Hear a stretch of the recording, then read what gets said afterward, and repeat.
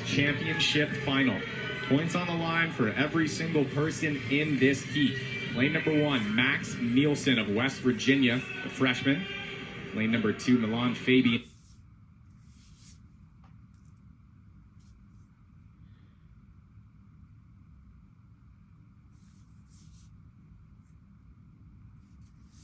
And the sophomore from TCU. Lane number 3, the music's getting loud right above us. David Johnston, the junior, starting off that Texas 4-pack in the middle of the pool. Luke Hobson in lane number 4, the sophomore from Texas. We talked about him before the show. Kobe Carrozza in lane number 5, the junior from Texas. Alec Enyart, junior national teamer. He's a freshman at Texas. And then in lanes 7 and 8, 2 juniors from West Virginia, and William Mullen and Roanoke Shirt.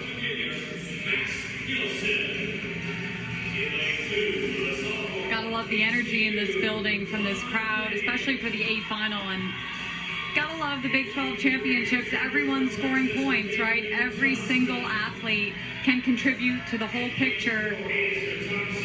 100%. And I mean, it's getting almost difficult to hear you in my headset because the music's loud. People are getting loud.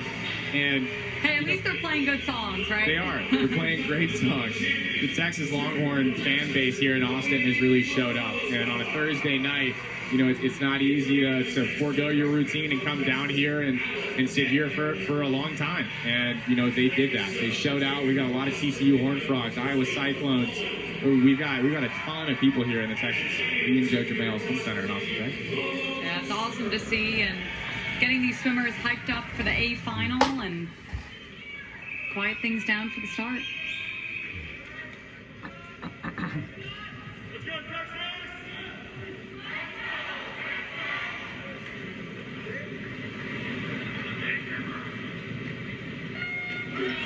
David Johnston in lane number 3 right now is the 6th fastest swimmer in the country in this race. Luke Hobson can absolutely move in lane number 4 too as he steps on this pretty early. And, you know, this race in the middle of the pool is going to be really interesting. You've got Alec Enyart in lane number 6. He might look like he's not really around these guys right now, but he's a distance specialist. So these other Texas athletes in the middle of the pool, a little bit older, they've had time to put on some muscle mass in college and have that easy early speed. They might go out quicker than Alec, but no, I wouldn't count him out early. And similar to Zettel, Enyart has that gallop stroke, right? And it seems to be paying dividends here in this distance event. Yeah, he's riding that right arm. So you'll see he's down there in lane number 6, third from the bottom of your screen. He's got kind of a pause right there. He'll pause again and ride the left arm. And so he'll pull really hard with that right arm and then get that left arm out in front to kind of turn himself into a swordfish, essentially. So that left arm is right out in front and you create a lot of power. So you'll see kind of, with some of these guys, they'll go with a soft 6-beat kick, which a 6-beat kick, you're moving your legs 6 times for each stroke cycle, which is two strokes. Some of these guys, you'll see them kind of floating the legs, which what that means is you've got legs just kind of sporadically kicking behind you to help you balance and keep those hips floating. But once you hit that 150 to go, that 100 to go, you're going to see a lot of white water behind these guys. I like that swordfish analogy that you gave, because he almost stretches his one arm out in front and creates that sword, you know, that pointy snout of the swordfish. So slicing through the water. Yeah, swimming's all about creating speed and minimizing drag. If you can create speed and then maintain it, you're going to swim a lot easier. And so that's what easy speed means. If you can knife through the water for the first 100, take less strokes with less energy, but at the same pace as someone else, you're going to have an advantage coming home. Wow. At the 250, Luke Hobson is at 203.52. David Johnston is at 204.11. And so 410 in the 500 for men is kind of a jaw-dropping, eyebrow-raising mark in the 500 free. And if you're good at math at home or not even good at math, 203 is setting you up to challenge that 410 barrier. Pretty incredible already, right? Only on lap 13 here we're heading on. 25.9 to a 25.6 for Hobson and Johnston. So Johnston making a little bit of a move there. Once again, Johnston a 4:10.95 already this year at the Minnesota Invite.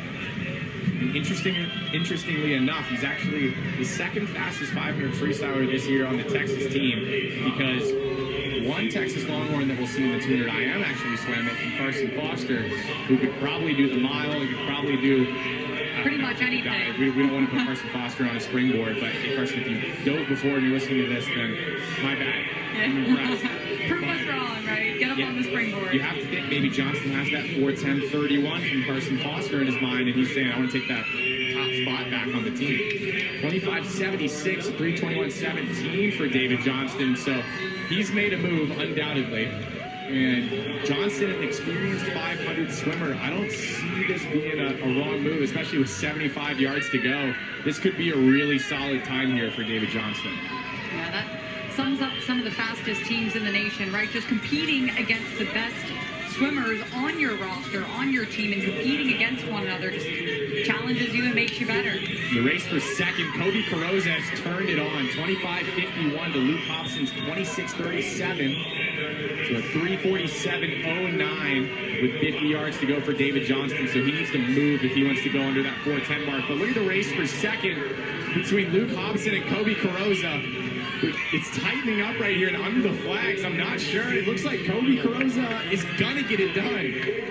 4:12:82 for David Johnston and a pair of 4:14 lows for Texas to go 1, 2, 3. The 4:12, 4:14, and 4:14 for David Johnston, Kobe Carroza, and Luke Hobson in that order.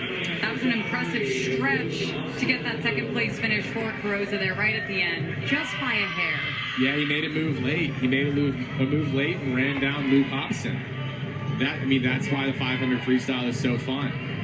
As David Johnston throws up the Longhorn. He's probably pretty happy with that 4:12:82. And he's, like we mentioned, he's in the 6th position nationally. He's going to NCAAs. And he's got a lot more room to drop once he starts to take a little bit of yardage off. We'll probably go talk to Wyatt and Coach Eddie and talk about how he was feeling and how they can, change a little bit of the training going into NCAAs. They've still got a good amount of time to reassess, to shave, taper, and get ready for the big show in Minnesota this year.